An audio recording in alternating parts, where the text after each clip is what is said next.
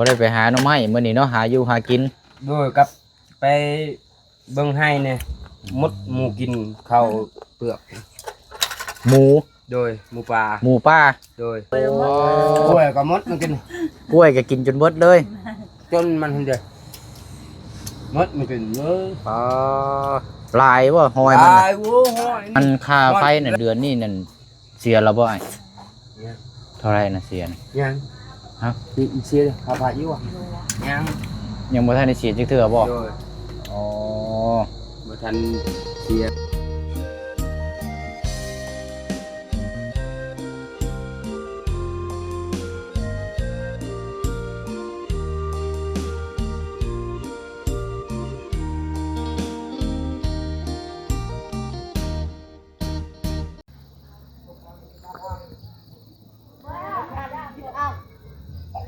thì con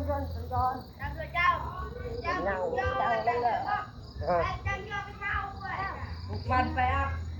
เดี๋ยวเอาไปทางเนาะค่ำมืดแน่จักหน่อยเด้อเนาะเพราะว่าครึ้มฟ้าครึ้มฝนยังบ่ทันได้อันนั้นเลยพี่น้อยตอนนี้เวลานี่ยัง5:30อยู่พี่น้อยแต่ว่ามันครึ้มฟ้าครึ้มฝนแล้วก็รู้สึกว่าสิเข้าสู่ฤดูหนาวแล้วมันก็อยากค่ำไวแล้วบัดนี้พี่น้อยเนาะกาที่บ่เสียงได้จี้ใส่นี่ก็เป็นลักไฟเนาะลักไฟสิใส่เฮือนของทางน้องน้ำเนาะไฟนี่ก็ทางผู้ใหญ่สดซอยเนาะพี่น้องเนาะว่าช่วงนี้ก็คือพี่น้อง FC ก็ยังของใจเรื่องไฟจากนี่แหละพี่น้องเนาะเฮือนทางน้องน้ำแล้วก็ทางน้องไม้เนาะหลายคู่หลายคนก็ยังอาจจะยังบ่เข้าใจหรือว่าเข้าใจไปแล้วเนาะพี่น้องเนาะแต่ว่าเราก็ต้องฟังคำอธิบายก่อนเนาะเพิ่นก็ว่าอยากให้มาเว้าทั้ง2 ฝั่ง2 ฝ่ายให้เข้าใจกันก็บ่ก็ได้เนาะพี่น้องเนาะผู้เชี่ยวชาญจะขอนำเสนอเลยเพราะว่าผู้เชี่ยวชาญก็เคยถามแล้วก่อนหน้าแต่ว่าบ่เคยเว้าในคลิปแต่ว่าได้ยินจากทางช่องของทางบ่าวบุญบ้านป่า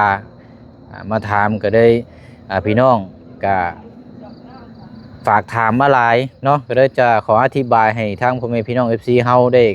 เข้าใจนํกันเนาะเพราะว่าก็เป็นบ้านใกล้เฮือนเคียงพี่น้องเฮาก็อยากให้มันดีมันงามบ่อยากให้ทางนี้ทั่วลงบ่อยากให้ทางนี้ดีบ่อยากให้ทางนี้ทั่วลงอยากให้ทางนี้ดีก็อยากให้เสมอต้นเสมอปลาย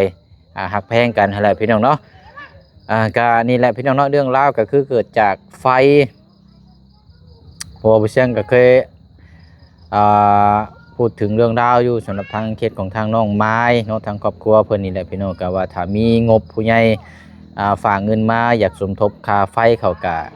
ได้เนาะพี่น้องเนาะหรือว่าเจ้าภาพคนเดียวก็ยินดีเนาะพี่น้องเนาะเพราะว่าขาดไฟพี่น้องแต่วันนี้มีปัญหาเรื่องไฟก็นี่แหละพี่น้องเนาะเรื่องไฟก็บ่มีทางครอบครัวเพิ่นหรอกบ่ได้มีปัญหาหยังพี่น้องแต่ว่าพี่น้อง FC ยังบ่เข้าใจ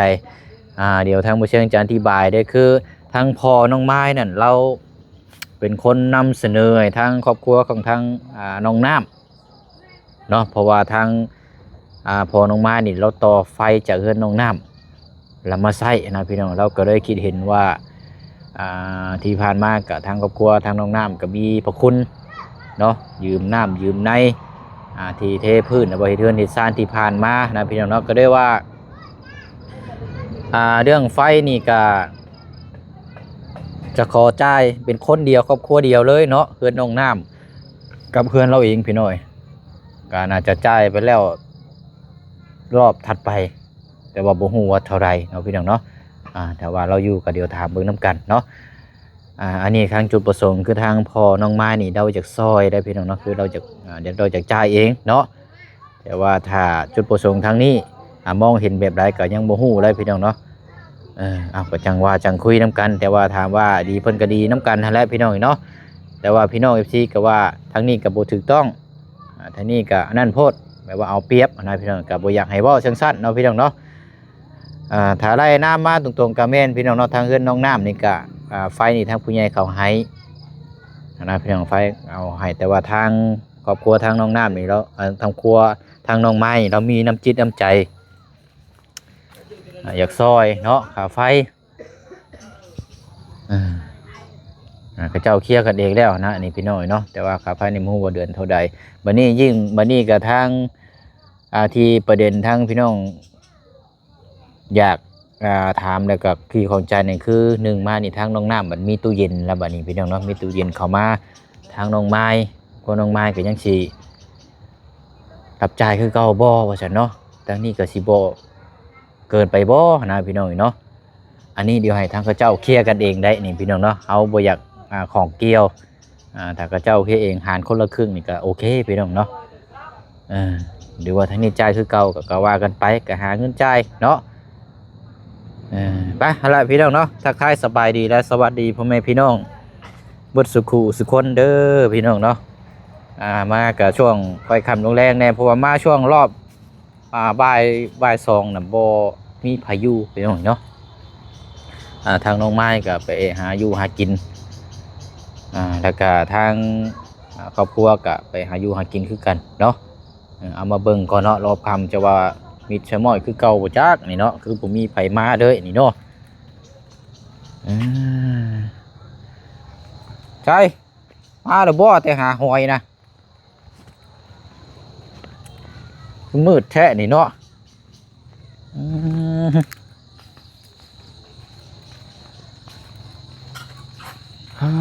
เบิ่งอยู่ในห้องครัวพี่เบิ่งคือมีกลิ่นหอมๆเนาะ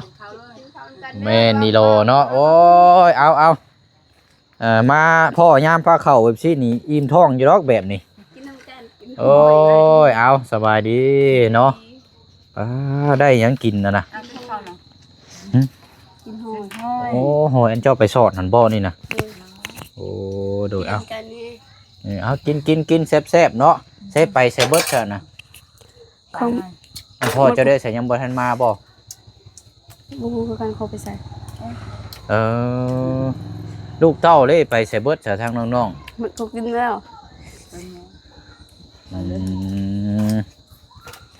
กินน้ำกันแน่เอากินเนาะโอ้ยนี่เอา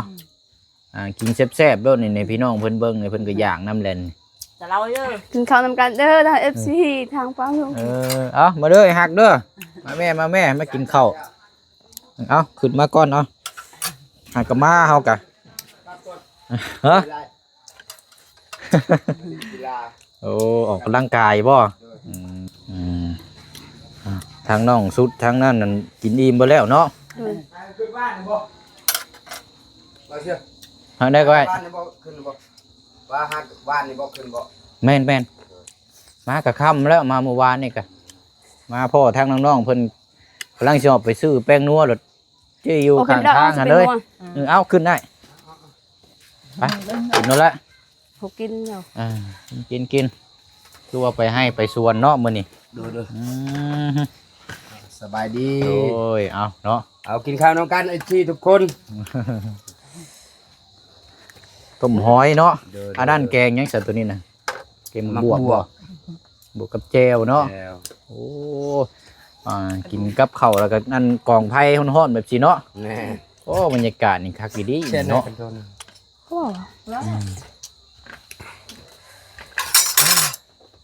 บ่ได้ไปหาหน่อไม้มื้อนี้เนาะหาอยู่หากินด้วยกับไปเบิ่งให้เนี่ยมดหมูกินข้าวเปลือกหมูโดยหมูป่าโดยใส่กระลับก็ทึกบ่อยู่ช่ำหมูใหญ่มันใหญ่เด้เนาะโดยโอ้กล้วยก็มดมันกินกล้วยก็กินจนเบิดเลยจนมันเด้มดมันกินเลยลายบ่หอยมันลายโอ้หอยนี่หอยรับ10โตหมูนะหอยนี่จนเจ้าไปกับนางท่ายไปไปให้ตอนเที่ยงก็ยังเห็นอยู่หมู่ป่าไปนี่ก็ยังเห็นเป็นโตอยู่บ่เห็นเป็นโตเขาเห็นหอยเนาะมดเขามันกินแสดงว่านี่มันมาเป็นภูมิด้วยนี่เนาะเอาไปได้ใส่เสื้อผ้าเก่าอันดิใส่ไปเอาแก่ให้เบิดเข่าเนาะดุดมันจะมาปีมันกินแล้วเนาะมันกินมูน้อยกินกล้วยก็กินบ่กินมันเลยมันปลูกมันกับมด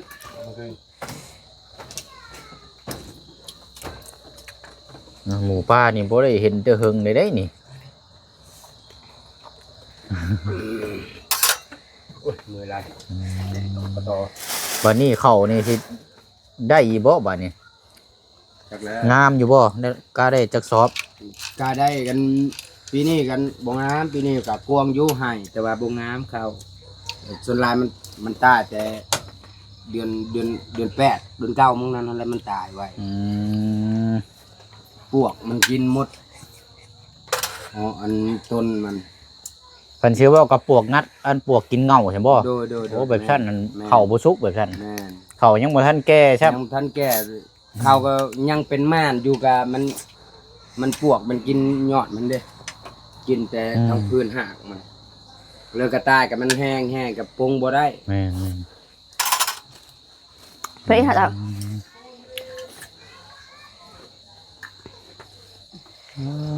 เนาะเอาช่วงนี้การยังบาดนี่แบตเตอรี่เบิดตกปุรถพี่น้อยตกใจเด้โอ้ยโคมมีอยู่บ่อย โคมอยู่เหือ ไหนล่ะ โทรศัพท์เบิดแบตปุรถโอ้ยตกใจเบิดข่อยก็นึกว่าฟ้าเลื่อม นุ่งบ่ เอาได้อยู่เนาะ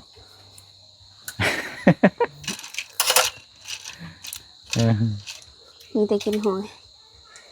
หอยบ่ได้แช่นี่มันบ่แยะบ่ มัน เอาแซ่ก่อน มันกะประมาณกับมื้ออื่นกินกับมันคักอยู่หากะ อันนี้เราหามาในต้มเลยเนาะ แ มันอย่างแยะได้ ล่าง มันอย่างมีขี้ดินได้ย่ำกรอบๆอยู่ได้นี่ คนโต ว่าเลยฝน ต ต ก ก นี่ ได้ กับฝน เนาะ ตก5โมงเขาหายฝนตกซั่นนี่ อืมยังบ่ทันได้เกี่ยวไปเบิ่งซื่อๆบ่ให้เข้าเจ้า แม่นกะ โอ้ สุกอยู่แล้วแต่ว่ามันก็ยากน้ำพ่นนี่แหละมันก็ถึงเวลาไปหูดข้าวก็ไปนอนเผานอนอยู่เฮือนนอนอยู่ให้เลยแหละครับ ต้องบ่มี จำเป็นต้องนอนอยู่พุ่นแล้วเนาะ แม่น เที่ยวไปเที่ยวมากับมันก็ มันเปลืองเนาะนึงกับบ่มีน้ำมันเนี่ย กับหนึ่งมามันก็นานแล้วเนาะ แม่ เดี๋ยวเฮาตื่นมาเนี่ยเฮาดุยงานโนดเนาะมันแล้วไว้ คือไปใกล้นี่ก็แบบนั้นแล้วเฮ็ด แล้วก็นอนมากับทายกับมันก็เลยก็มันไปตามหลัง อืม ก็มันแห้งก็เข้าไปขี่รถสองพี่น้องมันอันลื่นแน่ก็มันอยู่เพื่อ หาอันใส่กับหนูเด้ออ้ายเด้อ โดยใส่อยู่แล้ว ช่วงนี้มันได้แซ่บได้นี่หนูเนาะ แม่ ตัวหนูนี่ ใส่ตั้งอยู่พุ่นมีแต่นุ่มไว้คักอยู่ หนูวายเนาะหนู แม่ ใหญ่มาเผาบ้า มันถึก4-5ตัวก็ยังพากอยู่ดอก ปีที่แล้วนั่นเฮ็ดเวียกอยู่เขตทางบ้านแกงจองนั่นพากันกินแต่หนูทีมงาน ปีกาย โอ้โห นี่ทีมกายังทีมงานบอกบ่ได้มาหา โอ้ย ในครอบครัวเฮา เราว้ย ตลอดกินหมูไหว้ นี่แหละช่วงนี้แหละ ช่วงนี้แหละ ปีที่ จะ ว ห้ากา หนู เดือน11 มันเลยเนาะ ปีกายไปซื้อนี่จนเฮาขายอยู่เจพรเขาดิอยู่ไกลเต็ดบ้านเฮานี่ มันบ่ได้ซื้อ15ตัวหนึง15,000เฮาขายเขาบ่อยากซื้อโอ้ไปละเจ้าเจ้าเฮาปิ้งแล้วก็ค่านั้นแม่ค่าอันก็30ปิ้งหนึงหนู โอ้โห หนูกับหนูพุกเด้หนู หนู กระหกหนูนาง แม่ใหญ่เนาะ แม่นกับชิบซะระวังแฟนเช้าเขาให้เห็นเขาขายเป็นโตเขายังบ่เฝ้าหนูกระหอกกระแต ก็จะ แฟนเช้า90เขาซื้อ เดี๋ยวนี้ยังบ่ทันได้ลองอยู่ปีนี้ทางเบิ่งยังบ่ทันเห็นกระเจ้าขายอยู่นี่ในหนูวาย หนูไหว้เบิ่งแต่เวลามันก็แห้งแบบยามแรงหั่นเด้มันก็ใส่แบบ นั่น แถมหอกแถมหัวแถมปลาเล่าสูงมันก็ใส่กระลับระดับ นั่นแหละ 20 ล่าง30 ล่างเขาเคยใส่เอาใส่กระลับบ่แม่นคือเขาจะแบบเขาใส่แล้วเขาก็ใส่เป็นต่อเลยเขาก็ใส่คือเฮ็ดแห้วเลยเป็นมือจนมันบ่ได้ถึกเขาก็ปดก็ใส่อยู่ปลาเราอื่นอีก เอามักใส่กลับ หาใส่หม่องควยมันน่ะเนาะ แน่ มันจึงได้ง่าย กับใส่อยู่บน อืม มากะแถวแบบเฮากะ25กะบอลมากินมากระบกมันโอ้ยครับอยู่กินมักในมากระบกเฮาใส่ก็ต้องเฮาเฮ็ดเป็นแป้นก่อน อืม เฮาเฮ็ดเป็นแป้นเฮาใส่กระลับ อืม เบาเดินได้กินอยู่ โอ้ยสิแซ่บนัวคักเนาะ อันนี้เลยแซ่บกิน หน่วยน้อยๆยังคือจิ้มได้เนาะ บ่มีหอย แล้วนี่ มันก็ยากมันมีห้อย เออ อยู่บ้าน บ่คือว่าหน่วยน้อยแท้หน่วยใหญ่บ่มีบ่ บ่มีนี่ เจ้าไปหาอยู่ไสนี่น่ะไกลแต่บ่ ไก่ มันบ่ได้แม่นแม่นว่าแม่น้ำเซใหญ่บ่หม่องเจ้าหา ได้ โอ้ยตัวนี้เด้ห้วยลักเก้าอะบอนเฮือนเก้าฮะเด้ห้วยนี่กะตอน อืม จะไปถ่ายคลิปถ่ายมาไปหาหน่อไม้ตอนนั้นนั่นเด้สิมีหยัง อ๋อห้วยนี่บ่ โดย เพิ่นละน้อยนี่บ่ โดย โอ้มันห้วยอันน้ำบ่ได้ตกแรงมามันก็บกเนาะห้วยนี่นะมันต้องห้วยแบบน้ำอยู่ตลอด อันนี้ก็หาแถวแบบซ้อนอยู่แถวหาแถวหน้า อ่า สุดลากอะหน้าละน้อยนั่นแหละแต่ อืม ห้อยแบบนี้ เอาเนาะแซ่บๆน้อยก็ยามันเนาะให้มันแซ่บกิน เอาหมดสิได้กิน อ่า เดี๋ยวเราดูกันเดี๋ยวนั้น อันค่าไฟน่ะเดือนนี้นั่นเสียแล้วบ่ไอ้ เนี่ย เท่าไหร่น่ะเสียน่ะ ยัง ฮะ นี่อีเชียข้าวผัดอยู่อ่ะยัง ยังบ่ทันได้เสียจักเทื่อบ่ โดย อ๋อ บ่ทันเสียบ่ทันเข้าไปเก็บ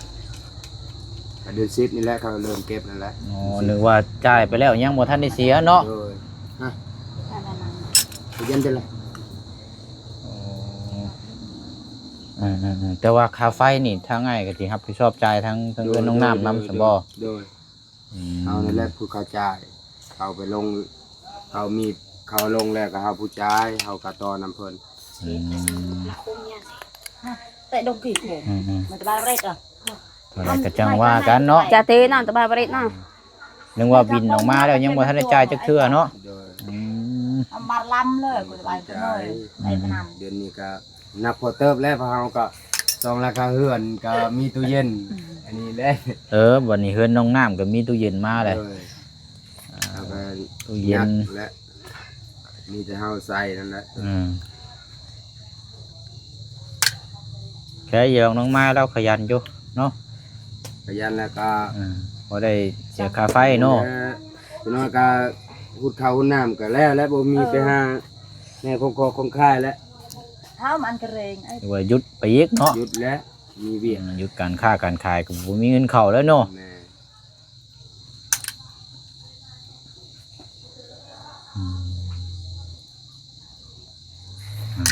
ทางว่าพังเบิ่งรุ่นเดือนถัดไปเนาะ โดย ว่าสิแต่ว่าค่าน้ำมันจ่ายแล้วเนาะ โดย nua เท่าไร này bên này nua 25,000กีบ tiền nua phụ โอ้ย3-4ใส่ซะเนาะ ใส่เอาอันนี้ก็ bên này แบบเฮาก็ใส่นักได้ตอนเฮาเทอันนี้เด้ อืม เทพื้นนี่เฮาใส่น้ำหนักมื้อนั้น แมนตัวนี้มันแน่นอนอยู่แล้วนี่นะ โดยกับมือนั่นเฮา เรื่ ก็ องน้ำนี่ต้องมาก่อนอยู่แล้ว มือนั่นเฮาก็ปีเดือนที่ล่างอันก็ 5,000ก็น้ำก็พอใช้อยู่น่ะจากไฟนั้นบ่ฮู้ แล้วธรรมดาหรอกซ้ำนี่เนาะ โดย มันว่าเดือนละ2-3แสนนี่บะ โอ้ อยากจุกคือกันแหละ ปล่อยเลยแหละ ขนาดเนาะ มีออกแล้ว มีแต่เจ้าบุและตักน้ำชะน้องน้ำบุและมาอาบเจ้า อันนี้คือพายก็คือกันแล้วพายระดับ7-80ก็ใครอยู่ระดับแสนป้ายคือเพื่อนเข้าอันนั้นเด้อยู่บ้านเฮานี่ระดับ200,000ปล่อยแล้วอันนี้นะครับเอาต้องงานก็ใส่เองนั่นแหละระดับนั้น ไปตักหาบอยู่น้ำนองหมดแล้วเนาะ แม่ อะนำนองก็ได้ เนาะมื้ออื่นก็ไปอีกใช่มั้ยชิมเจ้ากะไปส บ่ วน มื้ออื่น ไป ไปเอาแม่ย่ามื้อ อืม แม่ย่าอยู่เรือน ทางในตู้เนาะ โดย อืม มื้อนึงแหละไป ให้น้องชายกับน้องมาอยู่เฮือนไปบอกเขาเมื่อเลยเป็นการผิดไปแล้ว บ่ได้มีไผเข้ามาหาได้บ่มื้อนี้น่ะ ทางเบายาวเบาตูน อ๋อเขาเจ้าเอามื้อแต่เฮิงแล้วบ่ เลยทางเบาบุญบรรป้าทางลุง อืมเพราะว่ามาแต่พุ่นบ่ใช่ก็มาแต่บ้านแก้งหลวง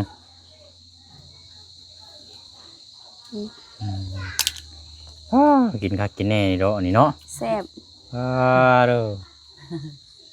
ดีเนี่ย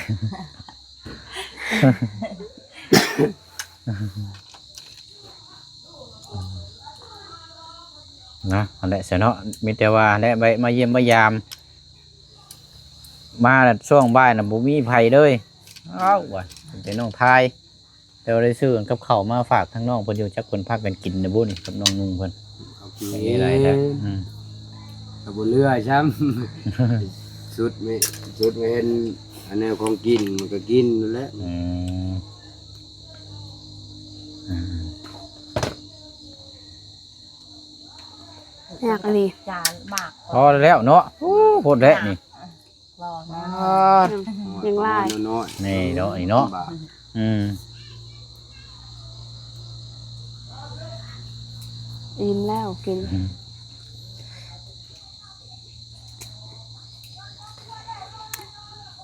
มียังพากันเฮ็ดหยังอะนะคำมืดแล้วก็ว่าบุ่มบ่ำอยู่นะ แต่หาการพี่น้อง อืม พี่น้องเอาเสียมมาสับใส่รู ตันหูเลยบ่ เอาเสียมตันจุบ เนาะ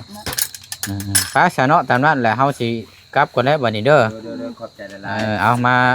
บ่ได้มีหยังมาฝากมาต้อนซ้ำ เด้อบ่มีปัญญา เก็บประจ ยินยามทำข้าวกะดีอยู่แล้ว ไปหั่นแหละเนาะอยู่ดีมีแห้งเนาะอยากมืดได้เนาะพอเวลานี่6 โมงนี่ค่ำไว้เดี๋ยวนี้ปกติ6 โมงนี่ยังแจ้งอยู่ กะเดือน11เดือน อืม 2ไว้ดีแล้ว มันจะค่ำไว้มันจะเข้าช่วงหน้าหนาวแล้วเนาะไปซะเด้อเด้อเอาอยู่ดีมีแห้งเนาะ มีแห้ง เอ้ยเนาะ ทางปลอดภัย และสิหากินข้าวกินน้ำแล้วก็ทำข้าวหู้คือกันแหละอ่ะ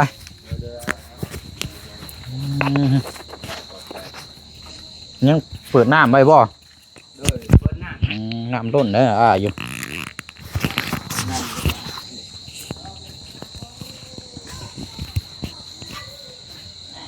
ไปบ้านนี้พี่น้อยเนาะอันนี้ก็สิเป็นภาพแบบมืดๆนะเด้อพี่น้องเนาะเพราะว่าเฮามืดพี่น้องอยู่คำมืดแน่เอาทางน้องน้ำกับเพื่อนพี่น้องเอาเป็นมือถัดไปจังมาเยี่ยมยามทำข้าวมาแสดงความยินดีย้อนหลังทั้งน้องเพื่อนเนาะได้ตู้เย็นแจ็คซีเมนซีอย่างได้นะพี่น้องเนาะเอาได้พี่น้องพูดคุยถามเรื่องราวน้ำกันกสิประมาณนี้แหละพี่น้องเนาะกับบุมียังเพิ่มเติมยังเราพี่น้องเนาะเอาบายบายเด้อพี่น้องเนาะพบเจอกันในคลิปหน้าเนาะขอตัวเดินทางก่อนบัดนี้คำมืดแล้วเนาะบายบายได้พี่น้องเด้อเนาะสบายดีบุกกันกับทางน้องสอนเฮาต่อบัดนี้พี่น้องเนาะ